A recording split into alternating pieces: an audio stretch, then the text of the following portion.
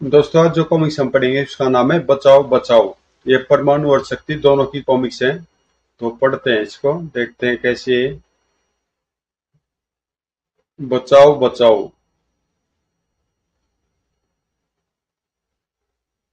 मनुष्य की खोजी कोई था नहीं, अपनी सी खोजी प्रवृत्ति के जरिए उसने कभी ज्ञान को ढूंढा तो कभी विनाश को। इसके बावजूद मनुष्य की खोज करने की भूख कभी भी नहीं मिटी। वह निरंतर कहीं न कहीं कुछ न कुछ खोजने में लगा है, ठीक प्रोफेसर विद्रोही की तरह। दिल्ली से लगभग 150 किलोमीटर दूर स्थित कुरुक्षेत्र नामक इसी स्थान पर महाभारत की लड़ाई लड़ी गई थी। यही वह जगह जहाँ के वातावरण को कभी मंत्रोच्चारण से मत कर सैकड़ों विनाशकारी दिव्यास्त्रों को प्रकट किया जाता था और उनसे शत्रुओं का नाश करके उन्हें हवा में विलीन कर दिया जाता था। पिछले 15 सालों से चली आ रही मेरी खोज इस स्थान पर समाप्त हो सकती है अगर मेरी यह मशीन हजारों साल पहले इस स्थान पर बोले गए मंत्रों की फ्रीक्वेंसी को पकड़ने में सफल हो जाए। लेकिन इस मशीन को चालू करने से पहले मुझे इस लंबे चौड़े स्थान पर एक ऐसा केंद्र बिंदु ढूंढना होगा जहां मैं अपनी मशीन को सेट कर सकूं। अपने इस कार्य में प्रोफेसर विद्रोही को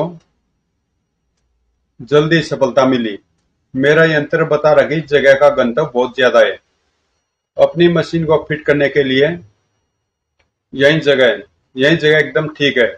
मशीन को उस स्थान पर सेट करते प्रोफेसर विद्रोही के हाथ निश्चित सफलता मिलने के आभास से कांप रहे थे। लेकिन वह यह भी जानता था कि अभी सफलता उससे कोसों दूर है। ठीक उसी समय वहां से कुछ 100 किलोमीटर दूर इस वैगन में भरे हुए एक से एक पैसे पर हैमर हेड का नाम लिखा हुआ है। इसलिए इस वैगन को तुम जितना चाहे भगाओ, हैमर हेड को उन पैसों तक पहुंचे और उन्हें हथियाने से नहीं रोक सकते। हा हा हा।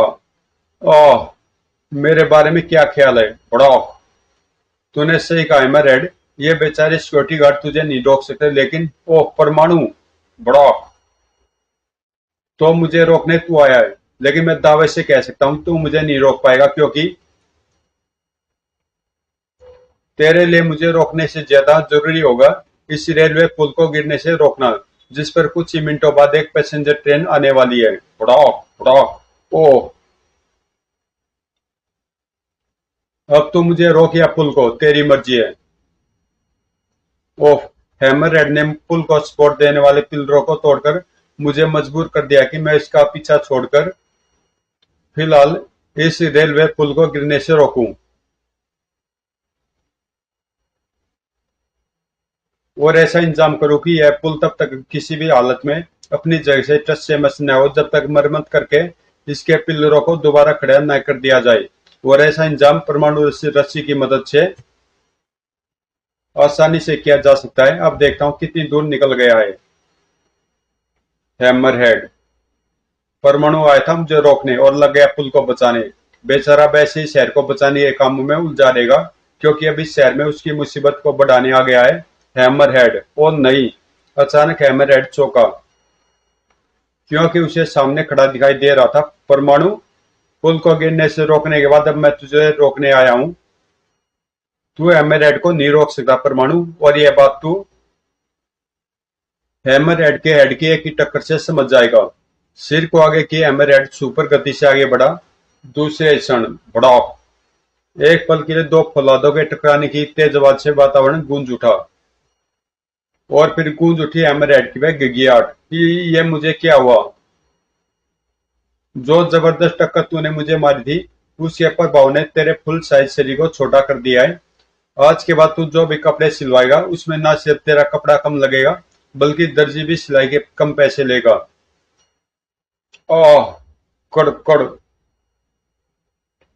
आ चल, अब मैं तुझे काला पानी जेल छोड़कर आऊं। ओह, ये बिजली की तेज चमक कैसी!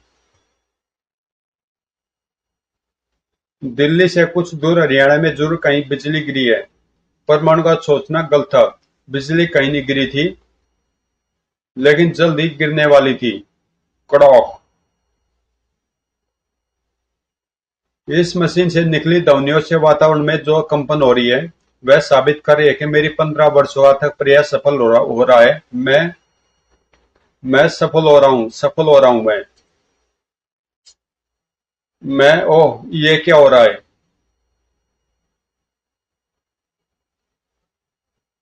अनंत आकाश की गहराई को चीर कर आती वह क्या चीज है जो मेरे सामने हवा में प्रकट हो रही है कि कहीं ये वही तो नहीं जिसकी मुझे तलाश थी? वही है, वही है ये, हा हा हा हा। अब वातावरण में अगर कुछ गूंज रहा था तो वे सिर्फ और सिर्फ प्रोफेसर विद्रोह के ठाके थे, लेकिन उन ठाकों की गूंज ना कुरुक्षेत्र के लोगों को सुनाई दी थी और ना दिल्ली के लोगों को। दोस्तों, विज्ञान भवन के स्पेशल हॉल में आप ये जितने भी आविष्कार देख रहे हैं, ये सभी आधुनिक आधुनिक विज्ञान के उत्कृष्ट नमूने हैं और इस समय वे सभी वैज्ञानिक हमारे बीच में हैं। इसलिए हम सभी उनका अभिनंदन करके मानवता की भलाई के लिए, इन आविष्कार की इजाद के लिए सभी वैज्ञानिकों का धन्यवाद व्यक्त करते हैं। बेवकूफ हो तुम सब जो तुम यहाँ मौजूद वैज्ञानिकों का धन्यवाद दे रहे हो इनके इन आविष्कारों के लिए, जो कचरे के सिवा कुछ भी नहीं है। कि कौन हो तुम, कहाँ से बोल रहे हो? मैं वही हूँ तुम्हारी वजह से जिसे अपनी पहचान खो देनी पड़ी। और मैं कहाँ से बोल रहा हूँ भूल जाओ इस बात को। सिर्फ एक बात याद रखो, मैं तुम्हारे इन सभी कचरा आविष्कार को समाप्त करने जा रहा हूँ और इसके लिए मैं तुम्हें 3 मिनट देता हूँ। इतने समय में यह हॉल खाली करके यहाँ से चले जाओ, क्योंकि ठीक 3 मिनट बाद इस हॉल के साथ साथ तुम सबके कूड़ा आविष्कार भी राख में बदलने जा रहे हैं। अपने आसपास नजर उठाकर तुम इसका नमूना देख सकते हो।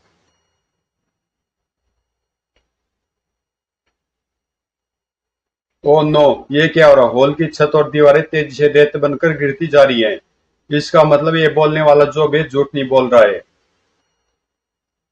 तुरंत ही भगदड़ मच गई। भागो यहाँ से, भागो! नहीं, मैं नहीं भागूंगा। वर्षों की मेहनत के बाद मैंने जिस आविष्कार की इजाद की है, मैं उसे साथ लिए बिना यहाँ से नहीं भाग सकता। उस वैज्ञानिक को अपना आविष्कार अपनी जान से ज्यादा प्यारा था, जबकि इन्हें अपने आविष्कारों से ज्यादा अपनी जानें प्यारी थी। विज्ञान भवन के बाहर अपनी ड्यूटी पर मौजूद इंस्पेक्टर बिना बुरी तरह चौंका। क्या हुआ आपको? आप सब इस तरह क्यों भाग रहे हैं? कुछ गड़बड़ है? गड़बड़? बहुत बड़ी गड़बड़ है। वह देखो! Oh my God! सारा हॉल रेत के ढेर की तरह ढह रहा है। कुछ ही सेकंडों में यह पूरी तरह रेत के ढेर में बदल जाएगा और उस रेत के ढेर के नीचे सदा के लिए दबकर रह जाएगा बेवकूफ प्रोफेसर प्रसाद, जो अपने आविष्कार को बचाने के लिए हॉल के अंदर ही है।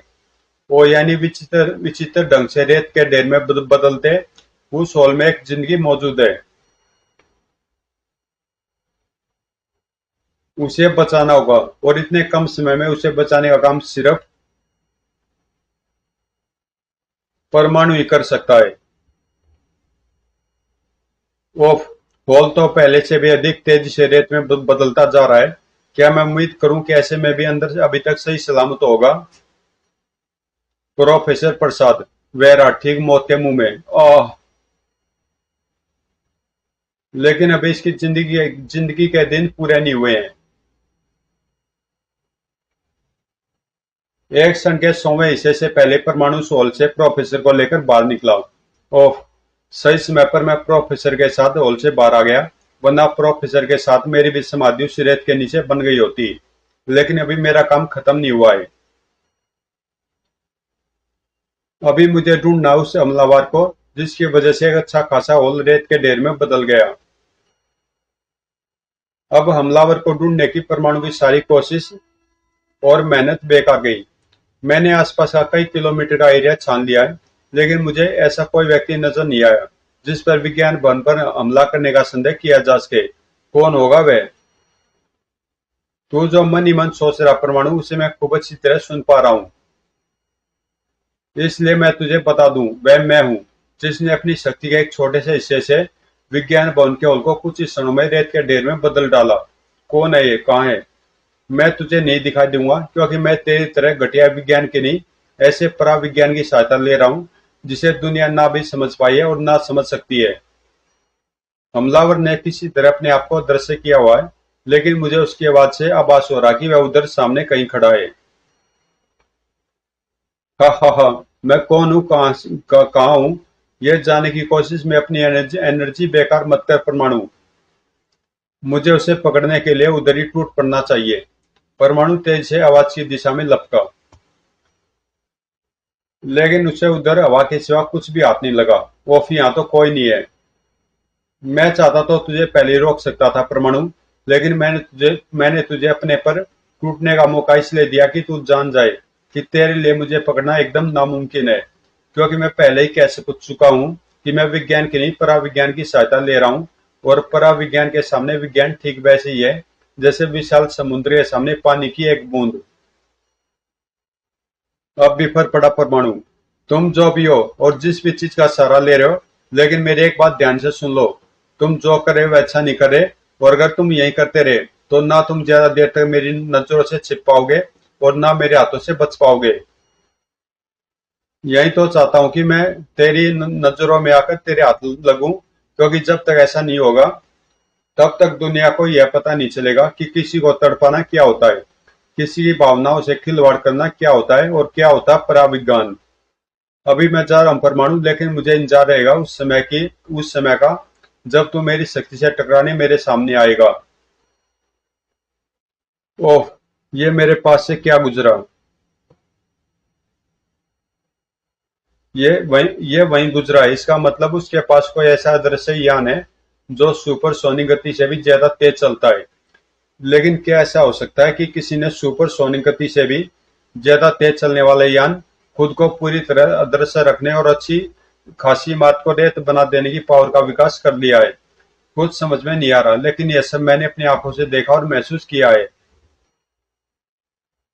इसलिए मैं इस सच्चाई को नहीं झुठला सकता कि आने वाला समय दिल्ली के लिए बहुत ही खतरनाक है, और मुझे इसके लिए तैयार रहना है।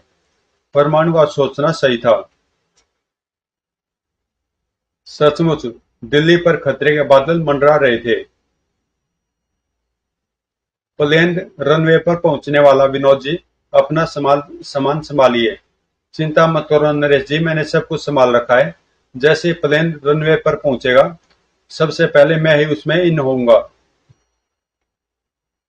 और फिर सीधा डीसी कॉमिक्स के ऑफिस के बाहर ही आउट होऊंगा। अरे, ये क्या हुआ? प्लेन को क्या हुआ? एका कहाँ गायब हो गया वह?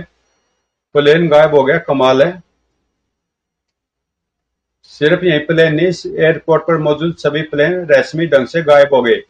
सारे प्लेन गायब हो गए। हाय हाय, अब मैं डीसी कॉमिक्स कैसे जाऊंगा? लगता है यह काम संजय जी ने कराया है। मेरे ख्याल से मैं डीसी का ख्याल छोड़कर यहाँ से तुरंत ही भाग चलना चाहिए, क्योंकि आज तक भारत के जिस भी आर्टिस्ट ने डीसी में जाने की कोशिश की है, लगता है सभी के प्लेन ऐसे गायब हो गए होंगे। तभी तो कोई आर्टिस्ट डीसी में नहीं पहुंच पाया। आश्चर्य से भरी है रहस्यमय घटना दिल्ली के अंतर्राष्ट्रीय हवाई अड्डे पर ही नहीं, दिल्ली के कोने कोने पर घट रही थी। ओह, पूरी की पूरी रेलगाड़ी गायब हो गई। जय किशन भाई को वोट दे दो। वाटर सप्लाई का पूरा टैंक ही गायब हो गया। मंत्री जी के कार का काफिला ही गायब हो गया। शहर में जब इतनी ज्यादा आश्चर्यजनक घटनाएं घट रही थी, तो उसके साथ यह होलनाक घटना भी घटनी थी। टीवी टावर टावर एकदम एकाएक गायब हो रहा है। बचाओ।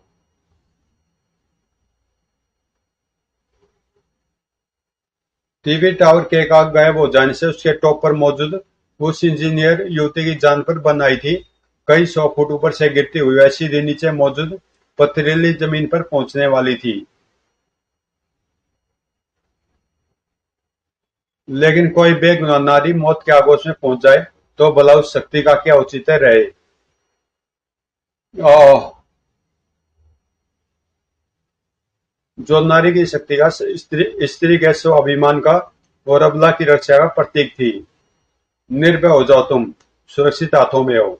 माँ काली, नहीं उनका एक अंश, शक्ति, जो तुम्हें बचाने के बाद अब उसे ढूंढेगी जिसकी वजह से एक नारी मौत के रास्ते पर चल पड़ी।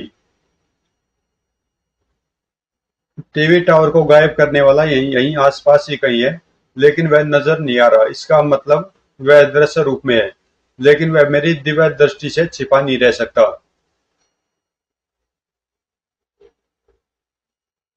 शक्ति ने अपनी दिव्य दृष्टि से वह स्थान के आसपास के कई 100 किलोमीटर के चप्पे चप्पे को छान डाला, लेकिन कमाल है, दूर दूर तक कहीं कोई नजर नहीं आ रहा। क्या सचमुच कोई है, या मेरी दिव्य दृष्टि धोखा खा रही है? तूने सही सोचा शक्ति, तेरी दिव्य दृष्टि धोखा ही खा रही है, क्योंकि मैं ठीक तेरे पीछे खड़ा हूं और तू मुझे देख नहीं पा रही है। ओह, शक्ति तेजी से पीछे पलटी जरूर, लेकिन अब भी उसे पीछे कोई भी नजर नहीं आया। ओफ, यहाँ तो अभी भी कोई भी नजर नहीं आ रहा। मुझे देखने के लिए अपनी आंखों को कष्ट मत दे सकती। मैं जिस शक्ति की सहायता से अदृश्य हूँ, उसे तेरी दिव्य दृष्टि कभी नहीं देख पाएगी। मन की बात जान लेने वाले, दिव्य दृष्टि से भी खुद को छिपा लेने वाले, आखिर कौन है तू, और किस शक्ति की सहायता से तू ये सब कर रहा है? इन सब सवालों में उलझकर अपना समय खराब मत कर सकती। जा, जाकर अपना काम कर और मुझे अपना काम करने दे।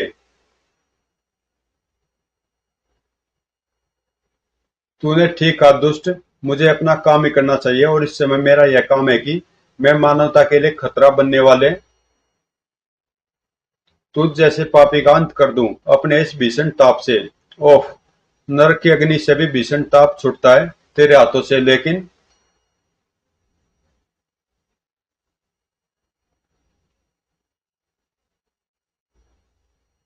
ये ताप मेरे एक बाल को भी नहीं जला पाएगा, क्योंकि जो सुरक्षा कवच इस समय मेरे इर्द गिर्द मौजूद है, वह इस ताप को मेरे पास भी नहीं फटकने देगा। ओह, उसके पास अवश्य कोई अत्यंत चमत्कारी शक्ति है जो उसकी रक्षा कर रही है, लेकिन मैं उस शक्ति के कवच को तोड़कर ही दम लूंगी। मुझे खत्म करके दम लेने का प्रण मत ले सकती।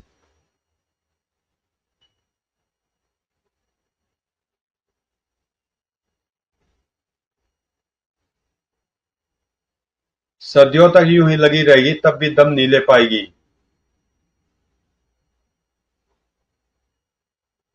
ओह, मेरी उष्मा से बने अस्त्र उसे शरीर तक पहुंचने से पहले मोम की भांति पिघल कर गिर रहे हैं।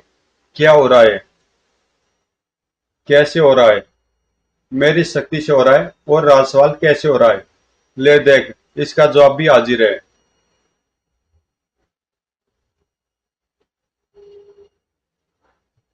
ये एकाक हवा में क्या प्रकट हो रहा है? कोई अस्त्र जिससे भयानक ऊर्जा निकल रही है, और इस ऊर्जा का निशाना मैं ही हूँ। श्यों। वह ऊर्जा मुझ तक पहुंचे उससे पहले मुझे उसे खत्म कर देना चाहिए। उस अस्त्र की ऊर्जा और मेरी ऊर्जा ठीक इस तरह एक दूसरे से टकरा रही है, जैसे चुंबकीय शक्ति के दो छोर एक दूसरे को पीछे धकेलते हैं। देखते हैं उन दोनों ऊर्जाओं में से विजय किसकी होती है। ओह, अस्त्र की ऊर्जा की विजय हुई, और शक्ति के कंठ से निकलने वाले आगे के शब्द चीख में बदल गए, क्योंकि वह ऊर्जा उसे अपने घेरे में फंसाकर अब बुरी तरह तड़पा रही थी। उस अस्त्र से निकलने वाली भीषण ऊर्जा मेरे समस्त शरीर को बुरी तरह तड़पा रही है। अब तो उस अस्त्र और उसकी ऊर्जा की प्रचंड उष्मा को समाप्त करने का मेरे पास एक ही उपाय है, अपने तीसरे नेत्र को खोलना। परंतु अगर मैंने अपना तीसरा नेत्र खोल दिया, तो ऊर्जा के टकराव से यहाँ के वातावरण में भयानक खलबली मच जाएगी। इसलिए तीसरा नेत्र खोलने की बजाय इस अस्त्र और उसकी ऊर्जा से बचने का एक और रास्ता मेरी समझ में आ रहा है, और वो रास्ता है अपने शरीर को प्रकाश पुंज में बदलकर अपने आप को इस अस्त्र की पहुंच से दूर कर लेना। तो दोस्तों, यहाँ पे मैं इसका पार्ट 1 कर रहा हूँ, और इससे आगे की स्टोरी हम पढ़ेंगे इसके पार्ट 2 में, जो आपको 1 घंटे के बाद प्ले लिस्ट में परमाणु के फोल्डर में मिल जाएगा। तो मिलते हैं 1 घंटे के बाद इसके पार्ट 2, बचाओ बचाओ पार्ट 2 में।